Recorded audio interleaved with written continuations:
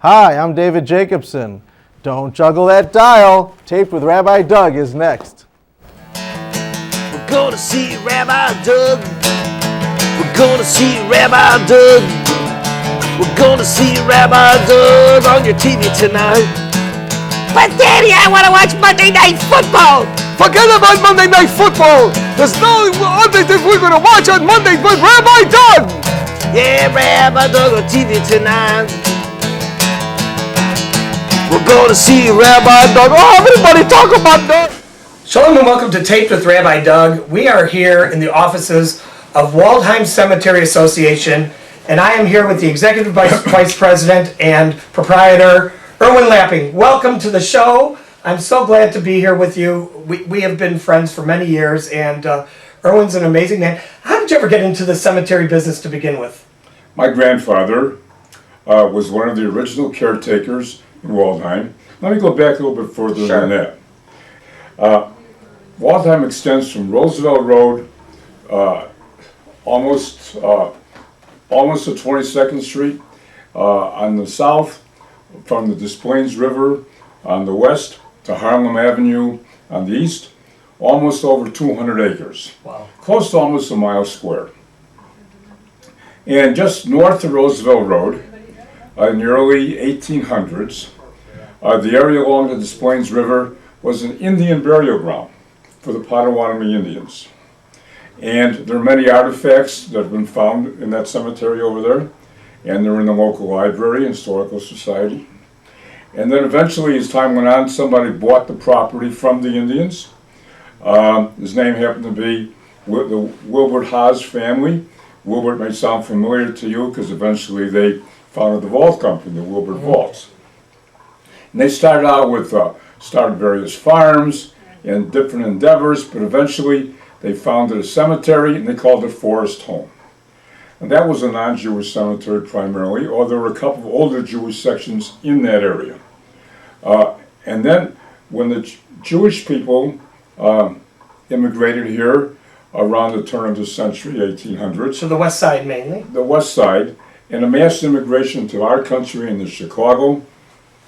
One of the first things they needed, they would join synagogues, but they also needed burial grounds. And being adjacent to Forest Home, they called this area Waldheim. Now, Waldheim in German means forest, Heim, home, forest home. I didn't know that.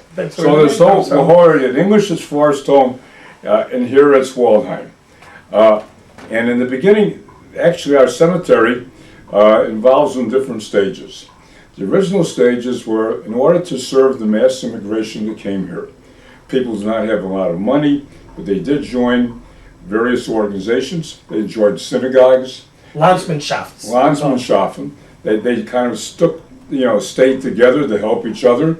They joined Landsmannschaften, vereins, many of which were kind of occupational defined, which means they came from primarily the same town in Europe, so that they spoke the same language. And they also formed American groups, lodges, which were very popular at that time.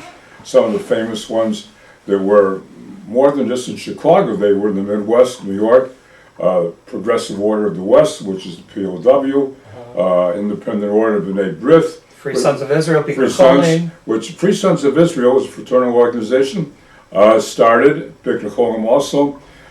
Free Sons of Israel is one of the first cemeteries here, 1873 was the date. Wow. Bikkur Cholim is adjoining. You can look out our window here and see the Bikkur Cholim Cemetery.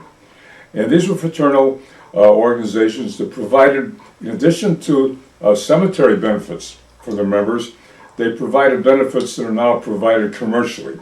So people needed them for death benefits, for funeral expenses, and for their cemetery property. So eventually, in the Waldheim area, there were over 288 different organizations that had sections in Waldheim. Primarily it started in the early 1900s, 1910s, 1920s, and these organizations thrived. I mean, people would meet monthly, they would get together, they would have their own philanthropic causes. The money that came from the sale of lots and graves in Waldheim not only helped the people, but it helped sustain the synagogues, help sustain the organization and their philanthropic efforts. Sure, I'm sure, because you see a lot of synagogues that are even still in existence today on the north side, especially where the majority of them are. You see that they have sections that have been going for years and years since they were on the west side or the south side originally, with their name on that cemetery, And the Jewish population, of course, lived on what we call the west side of Chicago now. which was close to here. Yeah, and on the south side of Chicago. And these organizations thrived as a result. The cemeteries thrived. And these organizations, you might call this the organizational period. These cemeteries were owned by these organizations. They bought the property from various developers, and they sold or gave the lots to their members. They gave out some lots because they had indigent members who didn't have graves or lots. Other lots were sold, and the character of each cemetery depended upon the character of the organization. It ran the gamut of the various religious groups. We have Reform, we have Orthodox, we have Conservative, we have some that are not particularly religious at all, like the Workmen's Circle, which was a cultural organization. And they actually owned and derived income from the cemetery, but they didn't operate the cemetery. So there were 4 or 5 different companies. They called themselves sextons or caretakers. I wanted to ask you, because before it was incorporated as the name Waldheim Cemeteries, which was not that long ago, there were a lot of names on the cemetery. Can you tell me who all those, or a bunch of them were? Well, many of them were organizations. Yeah, Well, like came together to become Waldheim. yeah, absolutely. There was the Western Star Organization, Order of Knights of Joseph, the Congregation Ezra's, the Congregation Anshe Sholem, the Rosh Shul, the Romanian Shul. Which is Adas Yeshurun now, which is Yes. Yisrael, right? All the large synagogues on the west side virtually had cemeteries here in Waldheim. And at that time, so they hired the caretakers, and the caretakers had contracts with these organizations to operate the cemeteries for them. And each cemetery had its own superintendent, its own cemetery committee. As a result, it was a very decentralized type organization. Each cemetery was in charge and did their own thing. The caretakers pretty much followed the directions of the cemetery owners. The caretakers, however, dealt with the families. The caretakers would perform the funerals, would arrange for install the monuments. Caretakers would work with the families to take care of the graves. And at that time, Waldheim was the major cemetery, and Waldheim is one of the largest, maybe even the world's largest cemetery, Jewish cemetery, all in one place. So if you came out here on a Sunday, in the 30s or so, the streets were mobbed. The organizations had their own buildings here, many of them, to say for mincha services, and the only problem was the organizations then, the caretakers would work and get paid for whatever services they performed. And since the organizations owned the cemeteries, the organizations would pay the caretakers to take care of your trees, to take care of neglected graves around the cemetery, take care of the sidewalks, and everything else. And at that time, people paid for the care of their graves on an annual basis. And at that time, people were decorating their graves. People would have the caretakers plant flowers on their graves. Also at that time, that was before these vaults that I talked about became available. So most of the interments were just caskets in the ground. As a result, the graves would settle and sink over a long period of time, and the graves would have to be raised and mounded, and it became quite common, if not the custom, to have mounded graves, to keep them at least above the level of the ground. And so people would pay these caretakers almost every year to raise the graves, because they all put a fresh mound on the graves. And the problem was, often a raised grave was difficult to maintain, because at that time, that was before modern equipment, it was all done by hand. But the problem that arose is a cemetery is forever. Cemetery is there for perpetually. And you have to make provision for the future. because these people who took care of their graves initially, as time went on, wouldn't be available to take care of the graves anymore. And the organizations that were quite prominent in early years, they too changed. And less members in the next generation and so on and so Precisely. forth. The next generation didn't need the services that many of these organizations Sure, provided. my great-grandparents were part of Bicker Holing, and they're all buried here. That side of the family, and the great aunts and uncles and all of them, they're all buried in the Bicker Holing Cemetery of Waldheim. And so in my grandfather's generation, which was the next generation, he was one of the few that stayed a member of Bicker Holing and had benefits actually when he passed away. I remember Joel Weinstein was the one who was taking care of the He was the superintendent of it, yeah, and he took care of the benefits, and he opened up the book and said, look, your family has 2 more plots that they didn't use yet, and you're the next generation. With your parents' permission, your mother would really be the next one. My mother said, yes, let my son be in charge of those. So I still have two plots in Bicker Holing here that belong to me as being passed down from my family for 3 generations. Joe became the superintendent because his father, Myron Weinstein, what was a prominent funeral director, very active in the Bicker Holing. They worked together. As a matter of fact, the Bicker Holing was one of the few groups that a few members of families still meet every few months.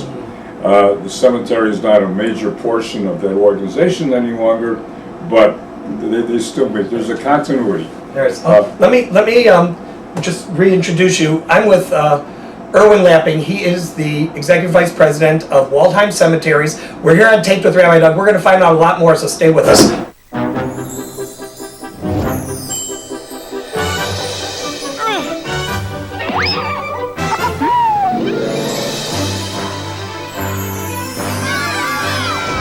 Once they've outgrown their toddler seat, they're still not ready for adult safety belts alone. 4'9" is the magic number. Until then, kids need a booster seat. Make sure your little pumpkin gets there safely. Visit boosterseat.gov. I'm Judge Abner Mikva, and you're watching Taped with Rabbi Doug. Welcome back. I'm here with Irwin Lapping. He is the Executive Vice President of Waldheim Cemeteries. Waldheim Cemeteries is in control, in caretakers for 85% of the cemetery land here. Another company does another 15%. It's such a large area. Plus, there is Menorah Gardens Cemetery, which is part of the Waldheim Association, and Zion Gardens, formerly Rosemont Park. Not just here on Des Plaines Avenue and Roosevelt Road, but really across the Chicago area now. And we're talking about these Landsmannschafts and these organizations. Bicker Holing, you say, is still has a group of people? There's a remnant of people because a couple of families who were prominent in the lodge, their parents and their grandparents were members. The grandchildren now still get together every few months. I attend a meeting. Oh, that's wonderful. I got to know these people. My son was the president of the organization for a while, and they do philanthropic work. We're Landsmen. Yes, I think we are. So Bicker Holing, means visiting the sick. Right. And that was one of their philanthropic endeavors. So what happened is, I mentioned earlier, a cemetery is supposed to be forever. But these organizations that were supporting the cemetery and the families that were supporting the cemetery on an annual basis started to fade away.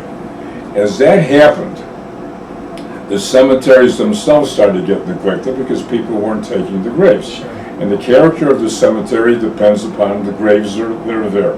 Presently, there are about 175,000 graves in Waldheim, a very large number. There's still plenty of space. When There's people still- look at Waldheim, they say, oh, Waldheim is full, I can't go there. But Waldheim has plenty of space. Waldheim is very open. I mean, there's a lot of graves, and sometimes in a particular spot, we don't have a grave, but we do have a database of families who might have an extra grave to accommodate the family that wants the grave to be with their family.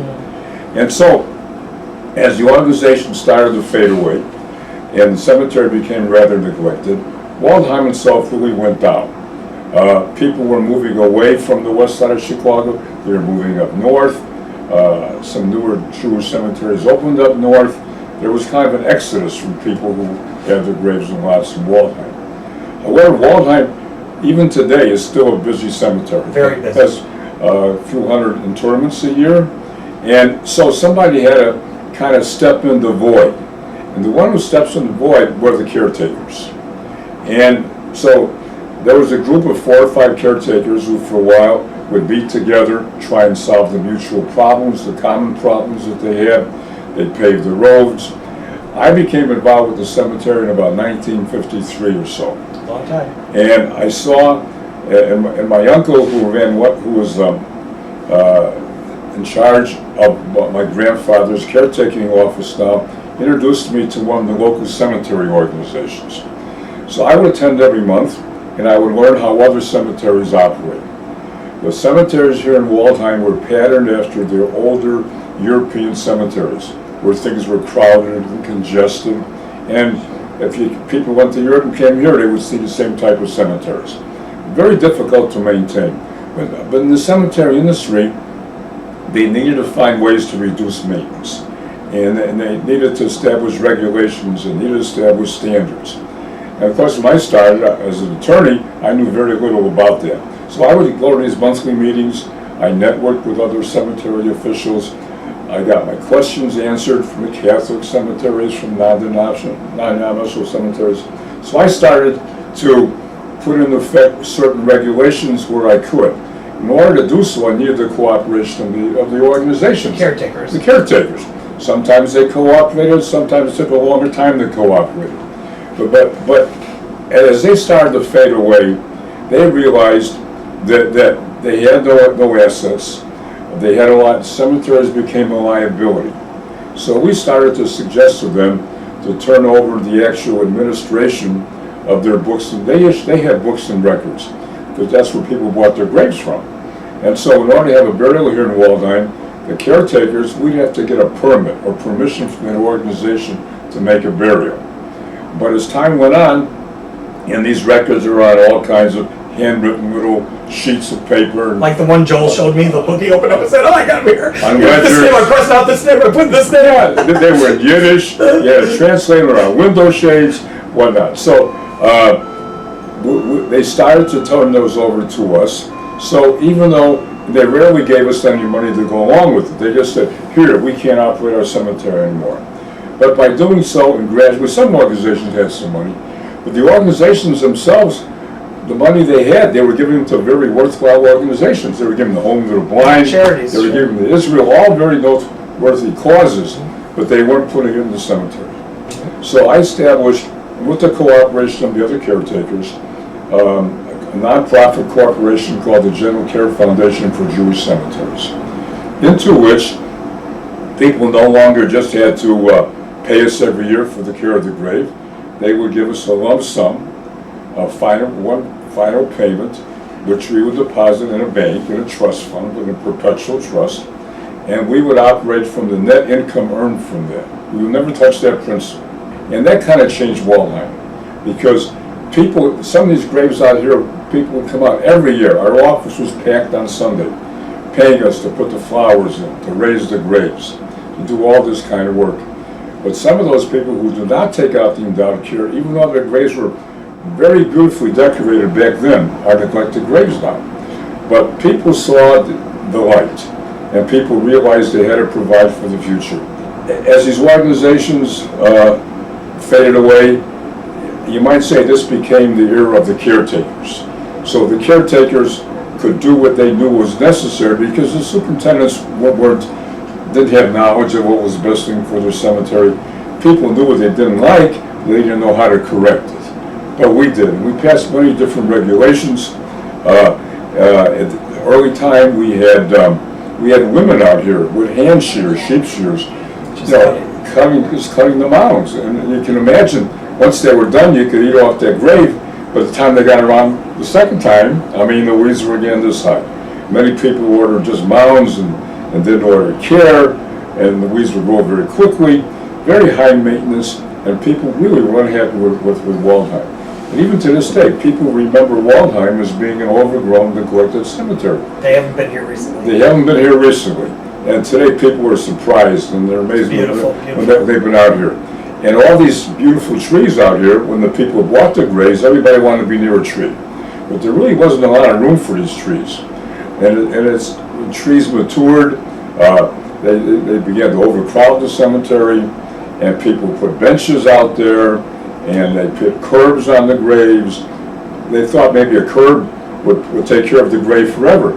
But actually the weeds grow even worse in the curb than they do outside the curb.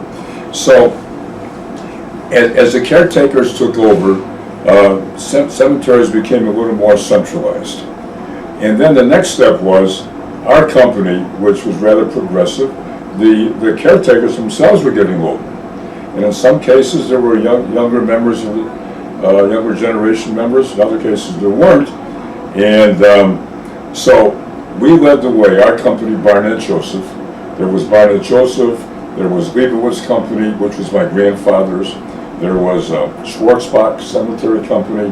There was Menorah Gardens, which my grandfather founded as a newer cemetery. You know, they went out because they were running out of organizational space here. There's about 28 different organizations out there in Broadview, Menorah Gardens, which is about 15 minutes away. So we started to acquire and purchase all the other caretaking companies. So then we really were able to centralize the operation in one office. And that's how modern cemeteries are operated. There's one central office. All the records are there, you could have. And today, all the records that used to be on index cards and paper, they're all on computer now. Absolutely. So we were one of the first cemeteries, your old traditional Waldheim. We started a computer system here. It was the old DOS system. And because our records were continually being copied every 20 years from one book to another, you could have mistakes, and it was very laborious.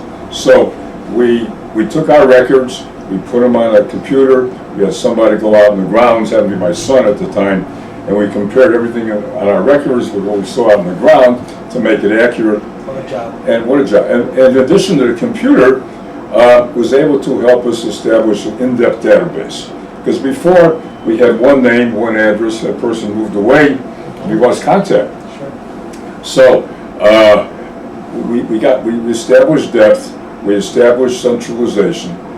People began to become satisfied with what we're doing. So the whole operation started to snowball. So Waldheim started to turn around gradually. Our limitation, of course, is the amount of money we have to do these various things. But we reached the point where the cemetery is very well maintained. There's still a lot of neglected graves on the cemetery. We're Neglected by the families. next generation of family members. That's right. So we work very hard. We have stickers on the monument.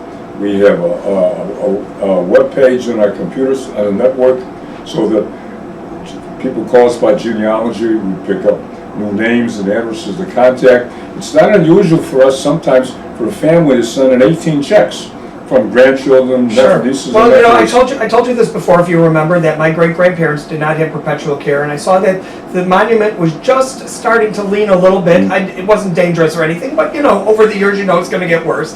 And I contacted every one of my father's first cousins, and everybody donated, and I finally got them to do endowed care for my great-grandparents' grave. But it was something that I had to take on myself, or it never would have been. We have to find the right person in that family.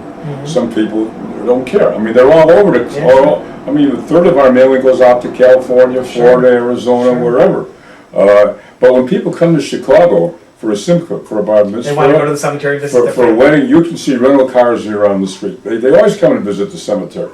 And so we really haven't publicized that much about the great improvements we made here at Waldheim.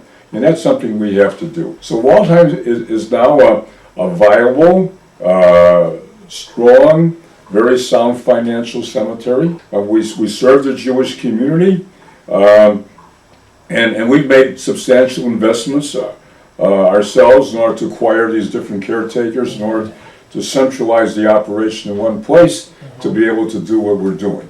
No longer do we cut grass with small 18-inch push mowers. I mean, we're out there with 36-inch mowers, 52-inch mowers, because we removed a lot of the obstructions that were out in the cemetery. And all the things that you couldn't maintain the area with. And all the organizations that have turned their books and records over to us are quite satisfied. There's a couple that still maintain their own books and records, but we really administer the cemetery for them.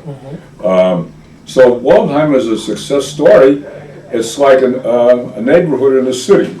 I mean, it starts out, it grows, it thrives, and then it starts going downhill. But then the thing is, you have to turn it around. Turn it around. And then it becomes popular again, you know, and that's what happens here at Waldheim. So Waldheim is a success now. We are not the cemetery that's serving the needs of the current Jewish community in volume anymore, because people don't live here. I mean, they look at us as being in South America someplace. We're really not. I mean, I'm on the tri-state and I live in Northbrook, and David lives near me. David Penzel, your executive David director. Penzel. He's great. And he's outstanding. So we have depth in our organization to continue this. We want every family to have any problems. We try very hard to solve them. It's wonderful. I just want to touch on one more thing and just mention it, that you also have a Gomel Chesed section for people who are poor and can't afford graves. You have a section that you actually donate the graves, so a poor person who has no money can, along with a Gomel Chesed fund, which is administered by one of the funeral homes here in Chicago, together as a team to make sure that everybody who needs a Jewish burial can have a proper Jewish burial. And I think that's another great Jewish communal thing that you do, because that's what you're saying. You may be a privately run, but you are part of the Jewish community and here for the Jewish community. Those cemeteries belong to this Gomel Chesed Shalemus organization. We provide their services. When we took over from one of the caretakers, one of their cemeteries was so overgrown and so neglected because they didn't have money to take care of it. We completely cleaned it out.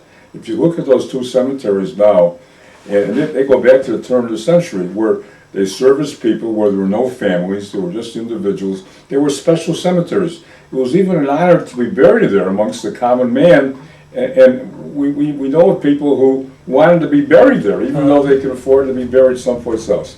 So, and there are problems. The state of Illinois doesn't have the funds now to support indigent people, but no indigent people has a problem getting buried here at Waldheim. That's wonderful. We make sure that everyone's taken care of. That particular cemetery, the Gomel Chesed Shalemus, is raising funds also. We haven't been in the process of raising funds, but it's something we have to think about, because we're taking care of so many present and neglected graves. But we continue each year. We have a project. Generally, this year it never stopped raining, and it was a difficult season for us. But normally things slow down a little bit in August. So we undertake certain projects. I mean, go into a certain section where it needs it. And we really don't have any neglected sections in Waldheim anymore. It's a beautiful place. I want to thank you so much for being on the show. I hope that we can do this again in the future, sit and talk, because there's so much more we didn't even touch upon. But I want to thank all of you for being with us. Irwin Lapping, the Executive Vice President of Waldheim Cemeteries. Remember, if you want to check out our website, www.tvrabbi.com, where you can also see our former shows on the web. And if you want to email us or email Irwin or David, you can email us at info@tvrabbi.com, and I will forward it to them, and I know they will get back to you. I want to thank you for being with us. I want to thank you for being with us. Stay with us when we come and see all these famous people who are buried in Waldheim. Irwin and David Penzel are both going to be with us there. So hope to see you next time right here on Taped with Rabbi Doug. Shalom, everyone. And we want to thank you, Rabbi Doug. Thank you. Thank you. This has been a Taped with Rabbi Doug production.